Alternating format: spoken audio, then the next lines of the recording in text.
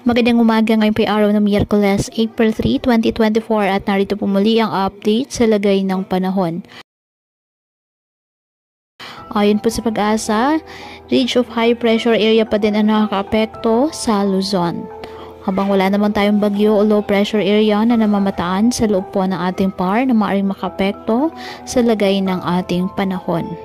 Ayon sa Pag-asa, ngayong buwan ng Abril, posible po pa rin walang bagyo na papasok sa ating bansa. Kung meron man po ay hanggang isa lang na bagyo. Ang potential na bagyo ngayong buwan ay posibleng umanong lumihis. May chance rin itong maglandfall sa Caraga region o Eastern Visayas. Ngayong araw, posible pa rin ang light to moderate rain sa ilang bahagi ng Ilocos region, Cordillera, Bicol at Mindanao. Kaya patuloy pa rin po natin na pinag-iingat ang ating mga kababayan sa banta pa rin po ng mga pagbaha o pagguho ng lupa, lalo na kapag may malalakas na mga pag-ulan na pwedeng dulot ng mga thunderstorms. At ugaliin po na magdala palagi ng payong o kahit anumang pananggas sa ulan o di kayo naman po ay sa init ng araw kapag lalabas ng ating mga tahanan.